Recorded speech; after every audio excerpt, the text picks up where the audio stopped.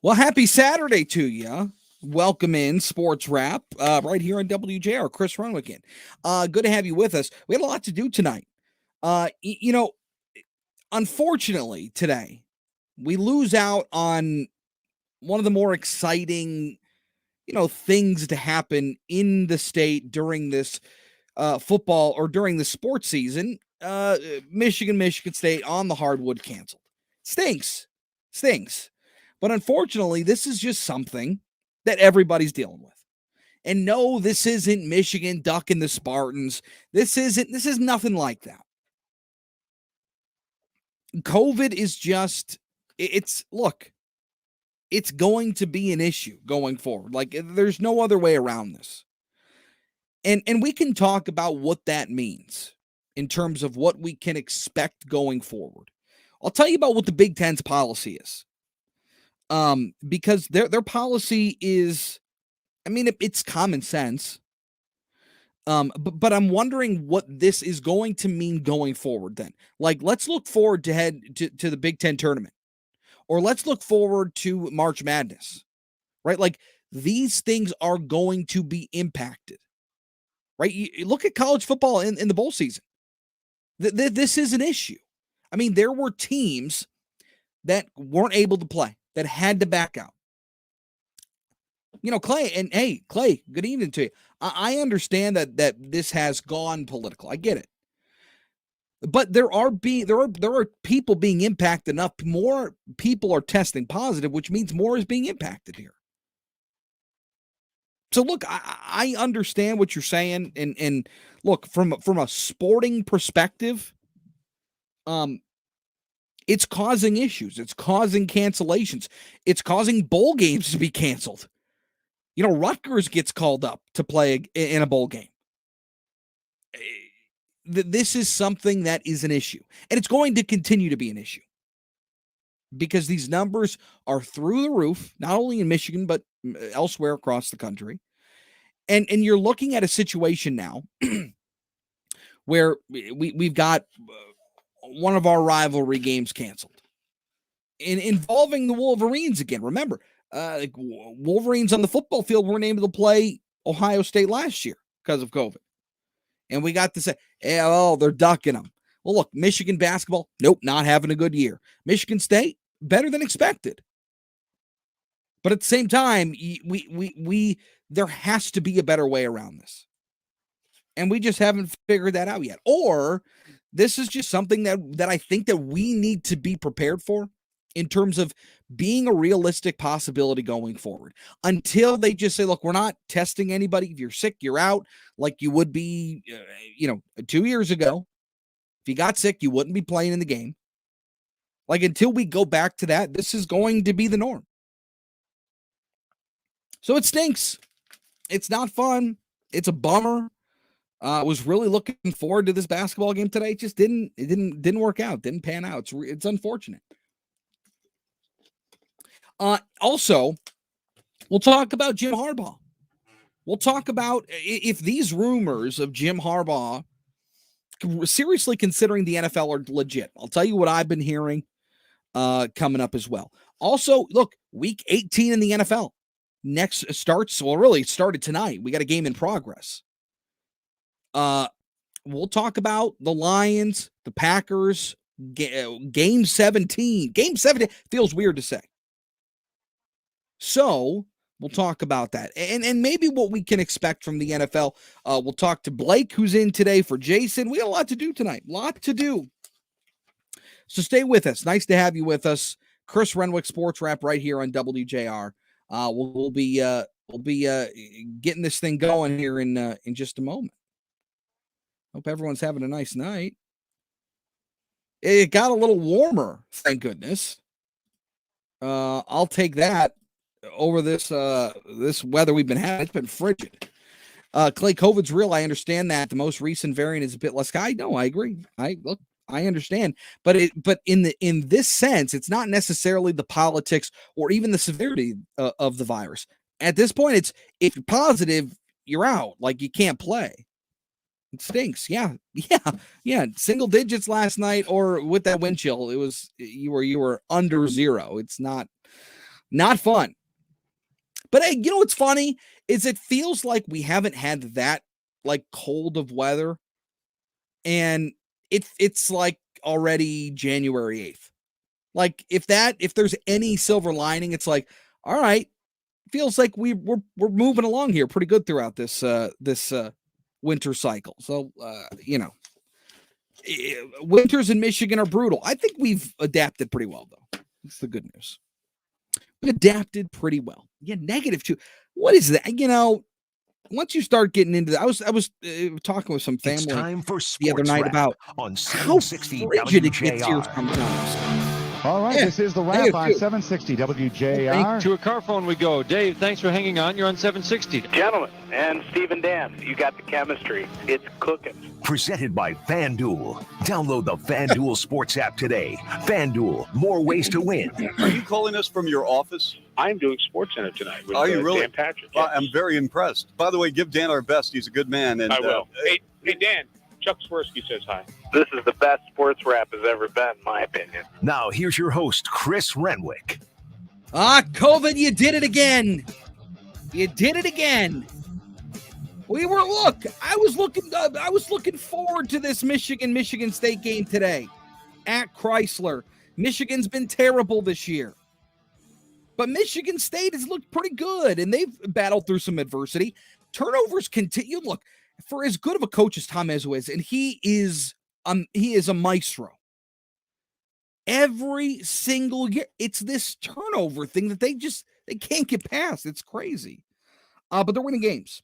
And for Michigan, look, it's a curious season. And I think that when you embrace, more so in basketball than in football, the portal, you have to understand that it's a different look. Football and basketball are very different sports. And so the transfer portal and the way that some of these guys come in can be very different. Like the way that they impact the team can be very different. And so, going into this game today, I was pretty excited this afternoon. But Michigan fell below the Big Ten's roster minimum of 7 available scholarship players following their medical testing last night. They have navigated really the early on this season pretty well. They never had really any major COVID issues. But over the last week and a half, things have completely unraveled here. They traveled to Orlando. They played UCF, blew a big lead and lost. That was on December 30th. Many of the players on the team and staff and coaches flew back, but several players tested positive after returning to Ann Arbor on New Year's Eve. That was according to Hunter Dickinson. And Juwan Howard, who's obviously frustrated with the way this year has gone, said we haven't been good to go 100%. Been figuring out ways to navigate through what we're dealing with in terms of COVID and the COVID protocols. But it's frustrating. It's frustrating for those in the sports world and in the non-sports world. That's what Juwan Howard said. Now, under the Big Ten's updated forfeiture policy, at least 7 scholarship players and 1 coach are required for a team to compete. Then the Big Ten will review every game impacted by COVID at the end of the year and determine whether it can be rescheduled or declared a no contest or declared a forfeit. And the policy says that if a team is under the threshold of available personnel and unable to play the game and can't be made up, there'll be a no contest. Look, those are common sense issues, but I think this is a bigger issue here. And as bummed as maybe you and I are that Michigan State wasn't able to go today, there's a bigger, thing at play here. And Blake, we had kind of talked about this, over the last couple of weeks and how COVID is going to impact the sports world going forward, and whether or not with big events, March Madness, NFL playoffs coming up, you're going to get into the NHL playoffs in a couple of months. I guess not really a couple months. You get a few more months of hockey left. But the point is, when for example, the NHL is taking such precautions, just postponing games. Like they're just postponing games like Oprah gives away cars. You get postponed, and you get postponed, and you get postponed. Right? Like at some point that's going to catch up to you. The log jam is going to be too great once you get towards the tail end of the season that a lot of these games aren't going to be able to be made up, or they're just gonna have to move on. And then how does that impact the postseason? Right now, when you talk about the king of athletics, it's the NFL, and you've got the playoffs coming. I mean, week 18 starts tonight in the NFL. And so, Blake, I think that when you look at where this thing is headed, is it possible that we see, the NFL has revised their policies a little bit, as has the NBA. But is there an overarching sense of dread here for you? Like for me, as a college basketball fan and looking forward to March Madness, that I'm not. To me, there's going to be an issue, just like we saw in college football during the bowl season. Bowls needed to be canceled.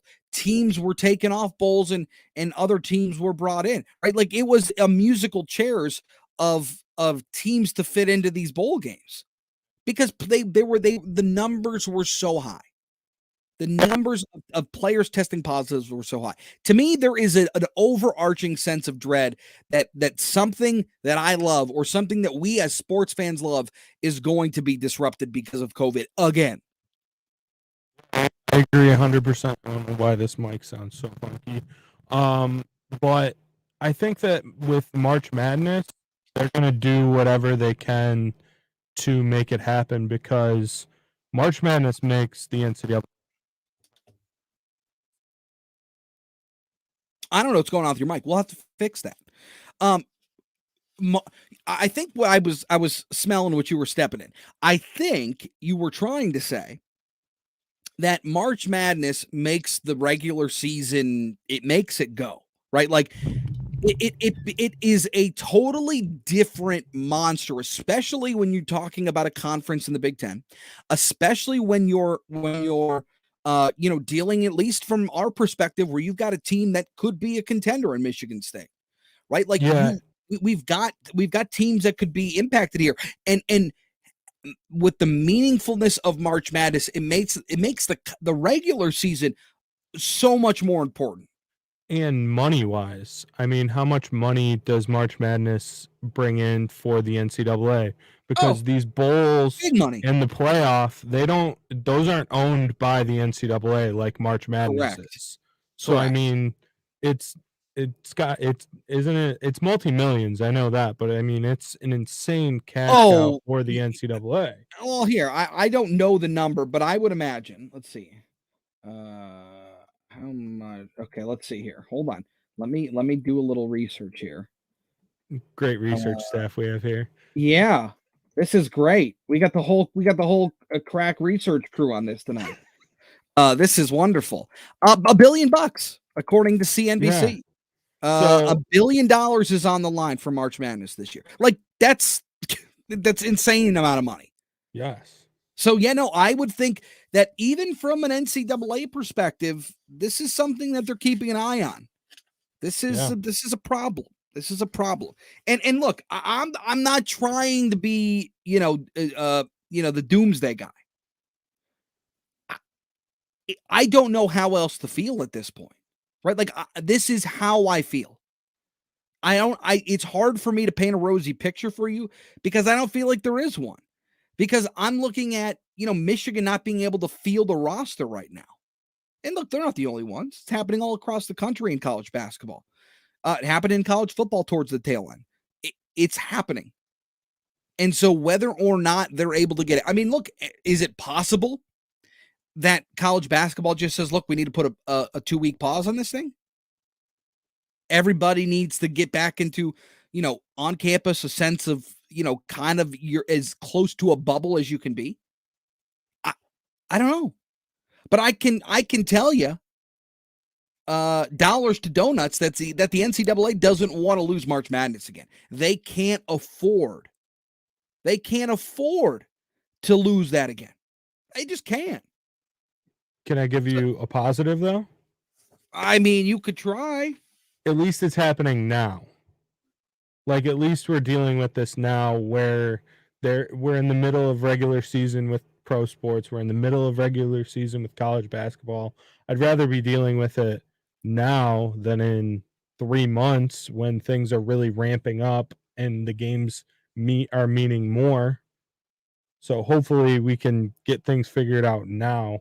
Whereas if they were happening in March, it'd be a lot tougher to figure out on the fly. I mean, I hear you.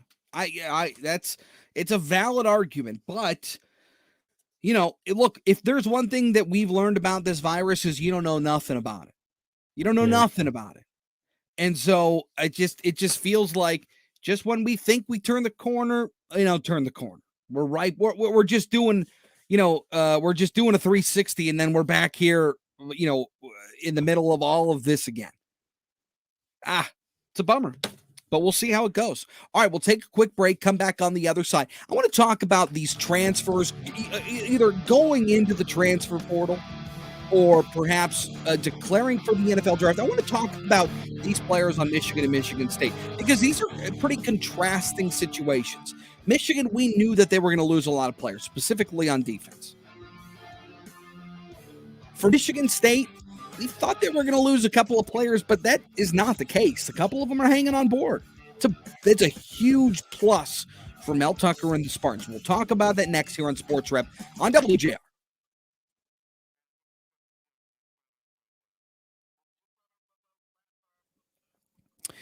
I could paint, Clay. I could paint a rosy picture, but it's going to be thorny. It ain't going to be great. And look, here's the thing: is I try not to be, like I said, the doomsday guy. I don't know how else to feel at this point. I don't. It stinks. I hate feeling like, college. I'm a big college athletics guy. Like I love football, basketball. It just stinks when it feels like it's being taken away. So it's a bummer. It really is. Especially it's a bummer when you're talking about a big time rivalry game. When you're talking about Michigan State, it stinks. I mean, that's, for me, that's Duke, North Carolina. This is it. Like this is a different, Michigan wants to beat Ohio State in basketball, but Michigan really wants to beat Michigan State in basketball. Like Michigan State has had a tremendous amount of success under Tom Izzo. I mean, for years and years and years. So, we're in football. Ohio State's the big dog. In basketball, it's the Spartans, and Michigan wants to beat the Spartans. And look, for Michigan State, look, you don't like anything Mason Blue. It's it. You don't like none of it. You want to beat them in lacrosse. You want to beat them in basketball or football. You want to beat them in polo. You want to beat them everywhere. Anywhere you want to beat them in tiddlywinks if they'll meet you at the corner. Like you want to beat them everywhere, and you want to beat them as by a wide of a margin as you can.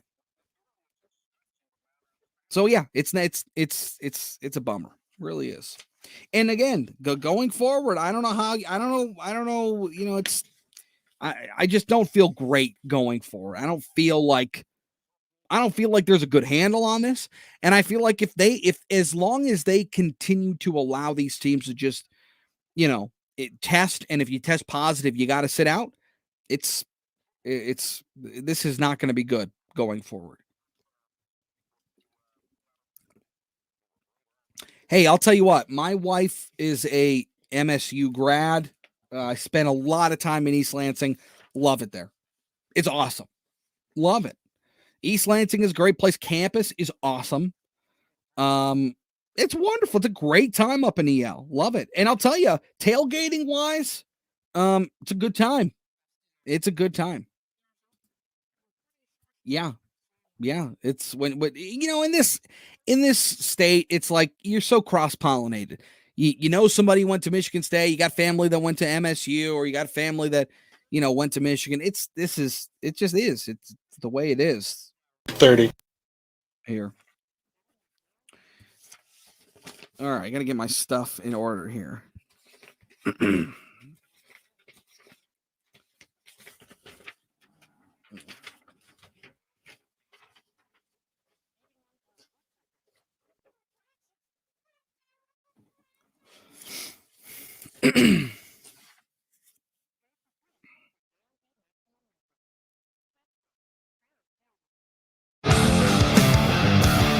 Now back to more Sports Wrap.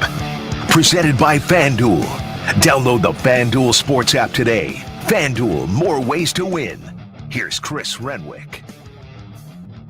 You know, for Michigan, I think at least from a perspective of knowing where this team is going to be going into the future, at least who you're going to be doing it with, like the guys that were leaving this team, you knew, right? Like it's obvious Hassan Haskins, Daxton Hill are going to the NFL. That's obvious. Like David Ojabo is a first-round pick. He gone. Aiden Hutchinson is a senior. He's going to be a top 3 pick. Aiden Hutchinson is gone. You know, then there are some questionable guys like Chris Hinton. I didn't think Chris Hinton, the interior defensive lineman, was going to be going to the NFL. Didn't expect that, but okay. Vincent Gray announced today that he's gone, going to the NFL. Josh Ross, a co-captain of this team, says he's moving on to the next chapter, whatever that means. And then you have some other guys that are entering the transfer portal that have been insignificant, haven't had any playing time. You know, but as far as the big names that you expected to see go are going, and some guys like Vincent Gray's got some extra time. If he wanted to use it, he could. Chris Hinton, same scenario. But all these other guys, these are seniors. These are guys that we're moving on. It's not a surprise. For Michigan State, and we'll get back to Michigan in a second because I think some of that has to do with maybe the rumors about Jim Harbaugh. But for Michigan State, you know, for the season that they had, for the players that the integral players that were in the middle of all of this for the Spartans this year. Look, I expected to go. I think that they even raised their stock. Like I think it was obvious Xavier Henderson was headed for the NFL. He announced that in fact he is not heading to the NFL and is staying with the Spartans, taking an additional season of eligibility, and will continue to be a mainstay on that back end for that defense. For a defense that was very bad against the pass.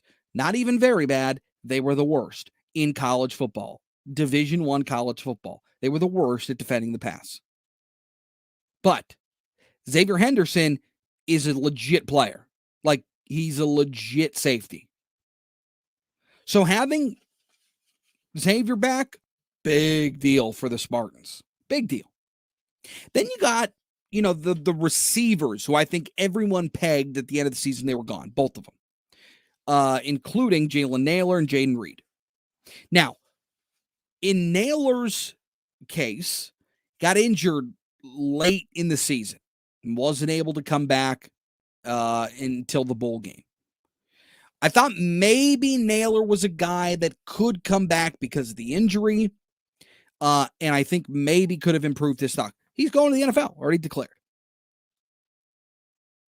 But I guess really when you're talking about the players that were integral to this team's success this year, Jayden Reed announced that he's coming back.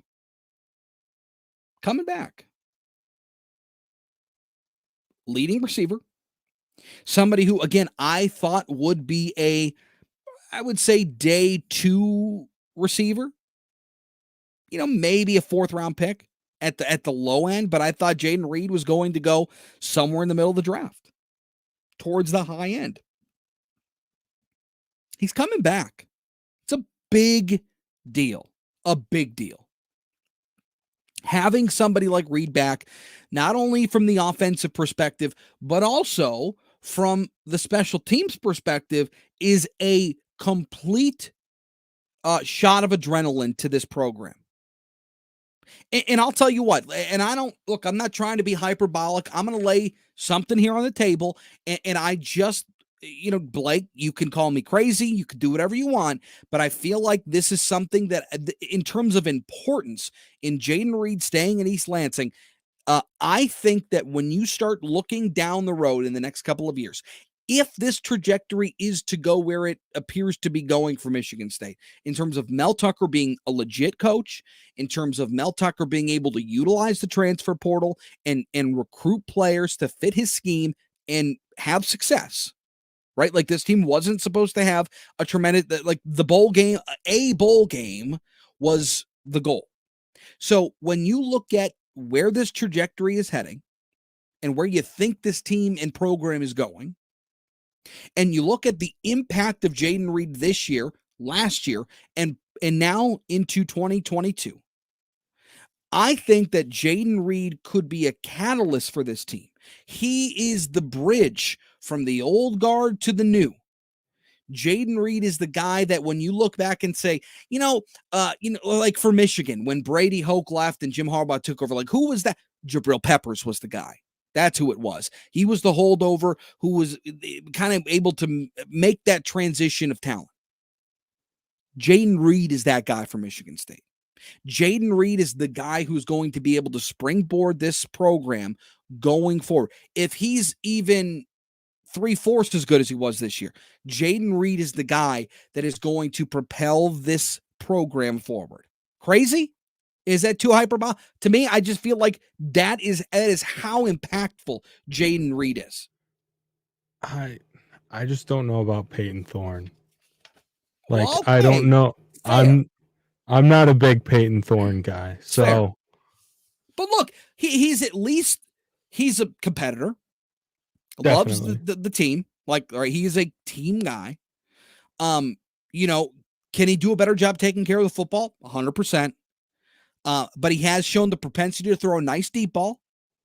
I think that this was another developmental year for Peyton Thorne. Is he going to win the Heisman? No, of course not.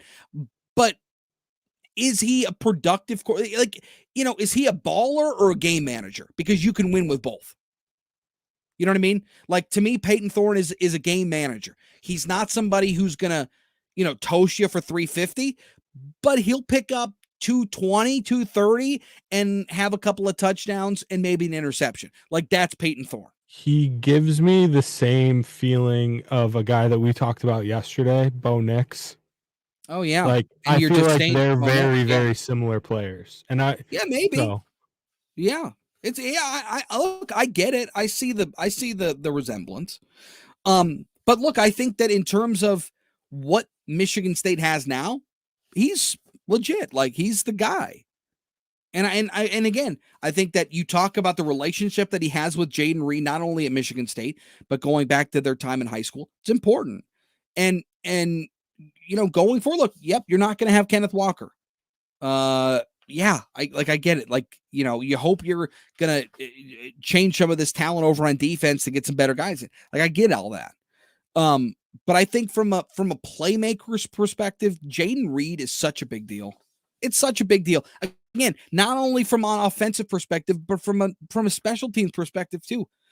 Returning 2 punts in back-to-back weeks when Michigan State hadn't returned a punt for a touchdown in a decade. Yeah. Like, big deal. He's a game changer. And again, when you talk about his route running is good. His speed is good. His hands are good. Like, is he as physical as the NFL would like? Probably not. And maybe that's an area where he'd like to improve upon. I think the NIL stuff is a complete, game changer in terms of guys like Jayden Reed staying on board in college. Look, having that college experience, which was highly irregular for them during the pandemic, maybe that's a driving factor. I don't know.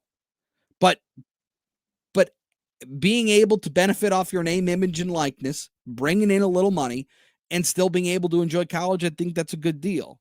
So, look, again, I don't want to oversell it. I think Jayden Reed's a big deal. I think Jayden Reed coming back for this team, for Mel Tucker, is a huge deal. Huge deal. It's huge. Look, I want to talk about Michigan head coach Jim Harbaugh coming up on the other side, because there had been so many rumors about Harbaugh now going to the NFL. Every offseason, Jim Harbaugh is off to the Shield every year, every single year. And I've been telling people forever, if Jim Harbaugh is a lifer, I think. And is there still a chance? I think there is a chance he splits. But tell you what I'm hearing, tell you what I've seen. I'll share that with you, give you the inside scoop. We'll do it next, right here on SportsWrap. Chris Renwick tonight on WJR. Don't go anywhere.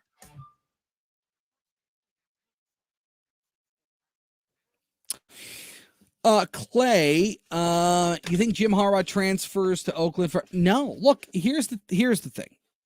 And I'll give you a little scoop here before we get back on the air. I think Jim Harbaugh's talked to NFL teams. I think I have seen and heard that Michigan's NIL program, the name, image, and likeness program, other schools have adopted like directors of NIL, right, to help facilitate with this. Michigan has not done that. And quite frankly, when you didn't do it from the beginning, you're behind the 8 ball. So Jim Harbaugh has said, look, when with an inadequate NIL program, we've got some buzz right now. We got some juice coming off of the playoff, winning a Big Ten title for the first time in 17 years. Like that's juice. That can help you in recruiting, help you get better players. But in an era when Charlie Batch just offered somebody $1 million in Caleb Williams to come play in Ypsilanti, I don't think that's going to happen, but money talks. If this kid's able to get $1 million, maybe he wants to be an Eagle. I don't know. All I'm saying is that I think it's a very real possibility that Jim Harbaugh leaves. I don't think he's going to. I don't think so. Based on from what I've seen, from what I've read, from what I've heard from people, I think Jim Harbaugh is actually trying to fight for the university. I think they're trying to fight. I think he's trying to fight to keep this program at the peak, right? Like right now, Michigan is at the peak of the Big Ten. Like they had an opportunity to go to a national championship game after winning the conference for the first time since 2004. Those are big deals. They've got momentum. So I think Jim Harbaugh behind the scenes is trying to give them even more momentum, trying to give them more juice, trying to be more competitive and more relevant than they already are. So look, we'll talk about it. I think it's interesting. And in terms of these players leaving, transferring, going to the NFL, for Michigan, it's not a surprise. It's not a surprise. All of these, or a majority of these guys who have said they're going to the NFL was expected. I don't know that I expected Vincent Gray to go to the NFL. I think, lengthy, physical receiver at the line of scrimmage, a good tackler. In coverage, I think he can be suspect 40% of the time. I just think that this is going to be an interesting time here for Michigan because all of the players that we expected to go are going. Now you got to see what kind of depth you have, what kind of scheme is going to benefit this team. We'll see. Jim is the Tom Izzo of U of M football. You're probably right about a lot. Look, I don't know. I think, here's what I think. And we'll do this on the other side. I think the actions of Jim Harbaugh has spoken louder than his words. And his words have never been minced. Like he's always contested that he wants to be here. So we'll talk about it. Look, he always, every year comes out and has to say, I'm not going to the NFL. I'm not doing it. I'm not going anywhere. Every year he has to do it because every year it comes up. So we'll see. Look, we'll talk about it.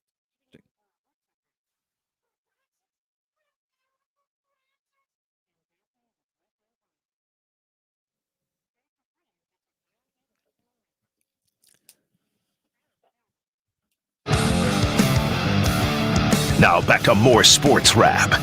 Presented by FanDuel. Download the FanDuel Sports app today. FanDuel, more ways to win. Here's Chris Renwick. All right, welcome back. Every single offseason, maybe outside of last year, because the Wolverines did not play well during the COVID-shortened season. But every season, maybe outside of that, when Jim Harbaugh's job was really in question last offseason, and he made one of the great turnarounds in college football, maybe ever. I don't know. But I will say that every year his name is brought up as a candidate for an NFL job. And partially for good reason, right? 3 straight NFC title games, went to the Super Bowl against his brother, lost when he probably should have won. Jim Harbaugh has proven time after time after time that he is a good coach, that he knows football, that he knows what he's doing. At Michigan, it has been a bit of an uphill climb for whatever reason you want to cite. But he got it right this year, finally. He got this thing, the boat rowing in the right direction. And every year, these NFL rumors come up, and every year they hit the media on Twitter, and every single year, Jim Harbaugh has to come out and do damage control. He has to come out and tell recruits and their parents and release a statement. I'm not going anywhere. I'm staying here. You know, that can be exhausting, first of all, like every single year. And Jim Harbaugh has shown he's good enough to win a Super Bowl. He's good enough to do it at the highest level. You know who hasn't been good enough to do it at the highest level? Urban Meyer, right? Like, Urban Meyer, great college coach, apparently was terrible in the NFL. Like, Jim Harbaugh can do both. And so every single year when this comes up, it has to be addressed. And for the first time, I think, in his tenure at Michigan, I think that the rumors of Jim Harbaugh talking to NFL teams or being interested or NFL teams reaching out, I think they have been legit this time. And look, from what I'm hearing, from what I've read, from what I've seen, and deciphering all of this information,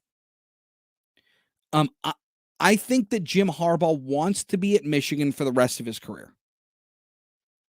Like, Jim Harbaugh loves this place. Like, he loves Ann Arbor. He loves the university. Like, I truly, truly believe, not only from his actions and what he has said, because look, Jim Harbaugh there's no hyperbole. There's no doublespeak. Jim Harbaugh, as perhaps, unique as he is at times, he is who he is. He doesn't lie. And so I think in this particular case, I think there has been some correspondence with the NFL and Jim Harbaugh. And it's not because Jim Harbaugh wants to leave, because I don't think he does. I think that there has been, whether it has been from the administration, the board, whomever, from what I can tell and from what I've heard, is that Jim Harbaugh has said, look, we've got tremendous momentum right now. We've got a Big Ten banner that's going to be hung in Glick Fieldhouse. We have a trip to the college football playoff as the number 2 team in the country. Yep, we got bombed. We didn't look good, but we were there. You can't win the Mega Millions unless you buy a ticket, right? And so you never know what happens. But Georgia was the better team. But you got there. You beat Ohio State for the first time in what feels like an eternity. Getting that, fighting off those demons is a big deal. And so I think Jim Harbaugh has said, look, we do not have a meaningful NIL program in place where other big name programs, Alabama, Georgia, Texas A&M, Ohio State, UCLA, like big name programs that are trying to be either are relevant or trying to be relevant again. USC, Texas. Like, the NIL thing is such a big deal. And if you don't already have the infrastructure in place, you're behind. And for Michigan, they don't have that here. where other schools have hired directors of NIL, or other schools have hired people to help the university navigate this or help students navigate it. That hasn't happened at Michigan. They have not embraced it as other schools have. And I think from Jim Harbaugh's perspective, where he's saying, look, whether you think these players should be earning money, whether you think that this is a good idea, is completely irrelevant because it's here. And so if you want us to be able to get the best players in the country coming out of high school, if you want us to be able to compete, we need this infrastructure in place. We need this department now. We needed it yesterday. And with so much juice coming off this last season, I think Harbaugh for the first time has realized, again, this is from what I've seen, from what I've heard from folks, and from what I've read. It feels as though Jim Harbaugh is at a point where he's fighting for this department, the athletic department, or he's fighting for this football program, because I think he feels like the university isn't doing everything they can to be competitive. Look, I could be totally wrong, but it feels like that's the case. And I've heard some rumblings that maybe the school is changing their mind on this. Obviously, there has been different brands that have been involved, like Valiant, the apparel company, has been somebody who is investing a lot of money into NILs and in the Michigan football team, because Jared Wrangler was a former player. He owns the brand now. Like, those are steps in the right direction. So whether or not Jim Harbaugh is sitting at home with his wife and kids saying, look, what are the priorities? Do we want to stay in Ann Arbor? Do we want to be at the university for forever, for as long as I can coach football? Or is Jim Harbaugh's aspirations of a Super Bowl more important? Because I'll tell you what, I'm not sure that I think maybe at one point the thoughts that were kind of just that existed was that Jim Harbaugh wants a Super Bowl. He wants to go to the highest mountaintop. He wants to go and win the biggest prize in his profession. Like, I think that at one time really inhabited him. I'm not so sure it does anymore.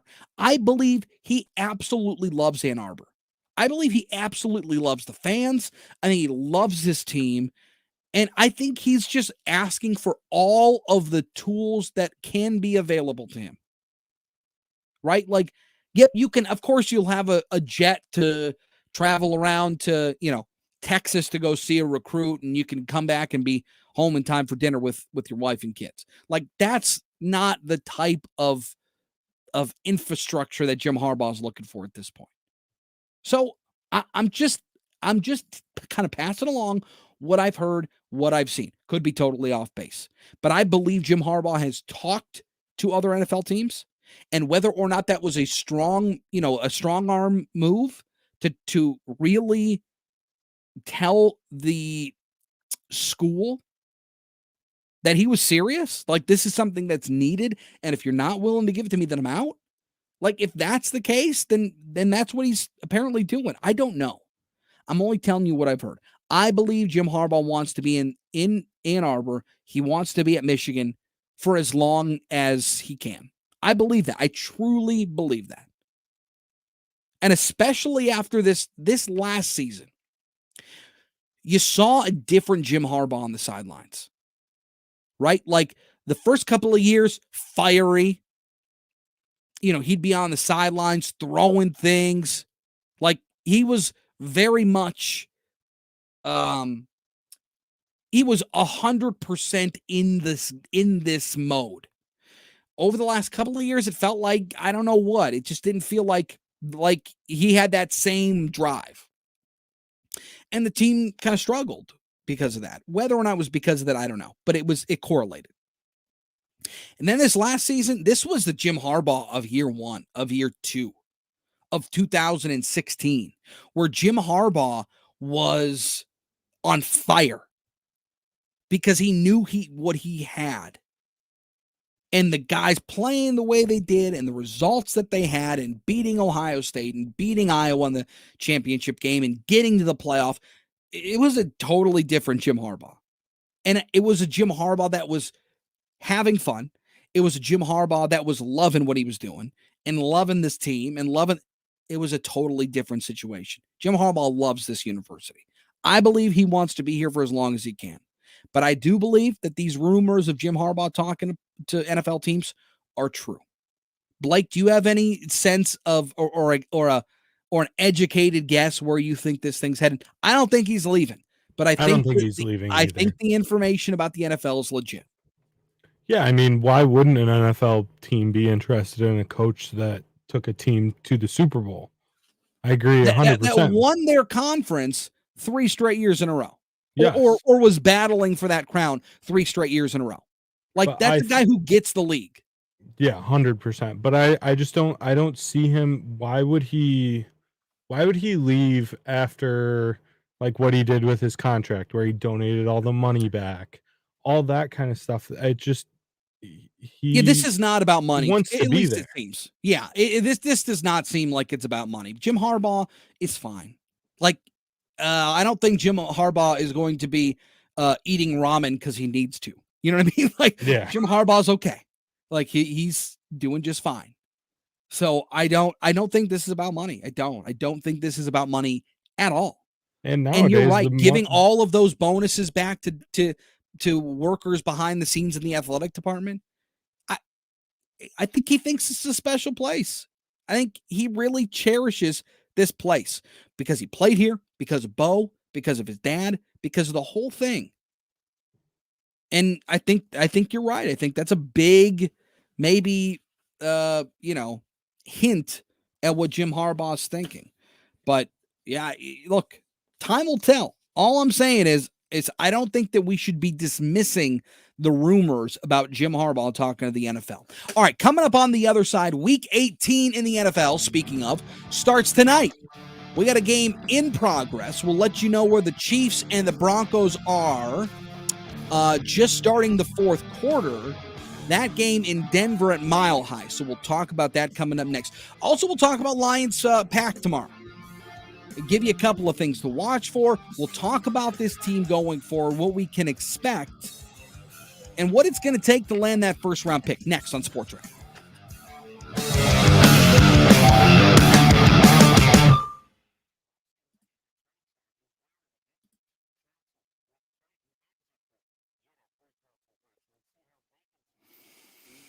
All right. Sorry, I'm just trying to, Clay. Hey, look, anytime you get a team from the state of Michigan into the college football playoff, it's a good thing. Mm-hmm. Certainly is. Jim is the Tom Izzo of U of M football. You're probably right. I don't know if I'm right. It's how it feels. It feels like that's the case. Jim Harbaugh is from Ohio. He was born in Toledo, I believe, right? I believe he was born in Toledo. Born in Toledo, Ohio. Yep. I didn't know he was born 2 days before Christmas. That's interesting. But when we look at this NFL slate tomorrow, first of all, this Colts team has something to play for. So I don't believe that they're just going to sit back and, be in a situation where they, they don't have anything locked up yet. Because if they lose, it's possible that they don't even make the playoffs. And I bring up the Colts because they're playing the Jags tomorrow. Jacksonville 2-14. The Lions are 2-13-1. So right now, as it stands, the Jags have the number 1 pick. So we need a Jacksonville win tomorrow. But unfortunately, the Colts, they need a win to get into the playoffs. They also need some help, but they need a win to get into the playoffs. So, with all that being said, I think Jacksonville has a better incentive to lose tomorrow as opposed to winning. But we've seen it time and time again. These guys are going out because they got to put, their play on tape because they're always being evaluated. So I don't think you see a lot of guys hot dogging out there. With that being said, I don't think they lose. So I think the Lions are going to have the number 2 pick in the draft coming up in April, but we'll see. Lots still to play out tomorrow. There's no doubt about that. And look, Lions have the Packers. And this is a game where we always talk about when you've got something locked up like the Packers have. We'll talk about it in a minute. Is it better to rest your guys? Is it better to not get hurt? Now back to more Sports Wrap. Presented by FanDuel. Download the FanDuel Sports app today. FanDuel, more ways to win. Here's Chris Renwick. All right, welcome back to Sports Wrap. Week 18 of the NFL starts tonight. Start of the fourth quarter. We've got the Chiefs and the Broncos in Denver. The Broncos lead the Chiefs 21-17.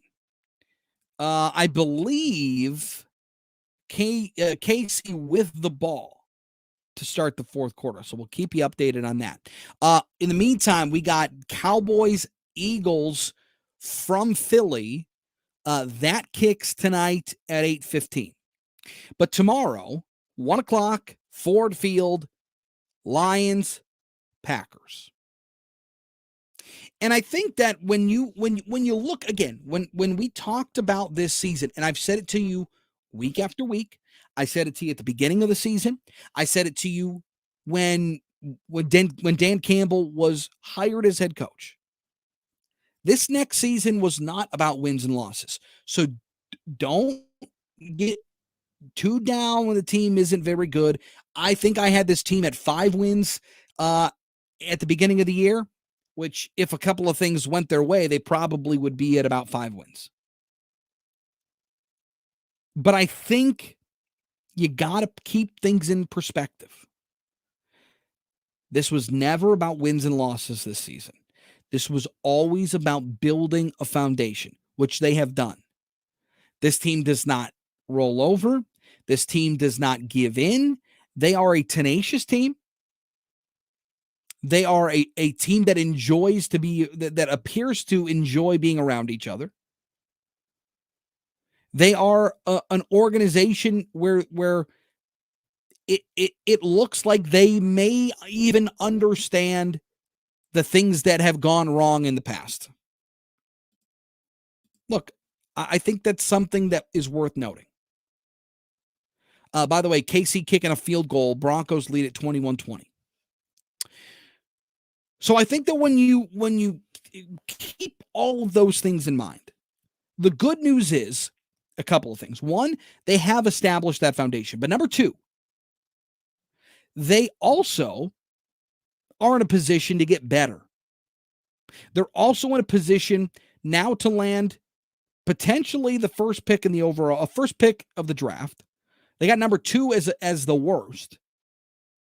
And you look at where Brad Holmes has cut his teeth when he was with LA, and now here in his first draft last year, you see some of the talent, right? Like Derek Barnes looks like a guy who's going to play here. McNeil on the inside, somebody who's going to play on that defensive line going forward. And then obviously, Penei Sewell has been one of the best offensive linemen this year. He was a top 5 left tackle. He's one of the top 5 right tackles in the league. That versatility is incredible. And then, of course, you've got Amon-Ra St. Brown out of the 4th round. Like, those are hits. And then you've got some guys that have been undrafted, talent that they brought in as free agents. Those are good things. And they still lost enough games to where they're gonna get a top 3 pick. So I think that this season, even though at times it has felt like a struggle, even though the win-loss record isn't where you want to see it, this season has felt like a success to me. It felt like this is a step in the right direction. And no, I don't even anticipate this team winning tomorrow. Like, whether or not Aaron Rodgers, Aaron Jones, Devontae Adams plays, it doesn't even matter. I don't even think they win. But the point is, this season for me has felt like a success. Is that fair, Blake? Do you feel like this Lions season, despite the mostly downs that this team has had, they feel like they're in a better position to compete in the future today than they did maybe last year? For them to win any games with the talent that is on this roster, I think is incredible. I agree. First of all, the maturation process and the way that Amon-Ra St. Brown has come up. Look, I was excited. You go back to listen to our post-draft shows. I was very excited about Amon-Ra St. Brown. Mm-hmm. Watched him at USC. He was a guy that I thought is physical, smart, good route runner, good hands, somebody who I thought was going to be a steal. And turns out he was. But I think that when you're able to identify that talent, especially in later rounds, that's where teams like Seattle were able to make a lot of noise in those mid to late rounds, undrafted free agents that were starters, that were competing when they won a Super Bowl. Like, that's what you're looking for. And look, real quick, Blake, starting guys, the Pack has everything locked up. You think it's better to sit and start? Or do you think it's better to give these guys some time, let them rest, don't get injured, but you lose the momentum? What's the best way to go about this if you're the Packers? I personally think, like, with Aaron Rodgers and his toe and his age, I would rest him. But he's a competitor. He wants to play, which I also understand. And you got to value that. Yeah, he says he plans to play. So we will recap that game for you tomorrow. Again, you got Cowboys Eagles tonight, Chiefs Broncos going on right now. Week 18 is underway in the NFL. We'll talk about it tomorrow here on SportsWrap. Chris Renwick saying so long. We'll talk to you tomorrow on WJR.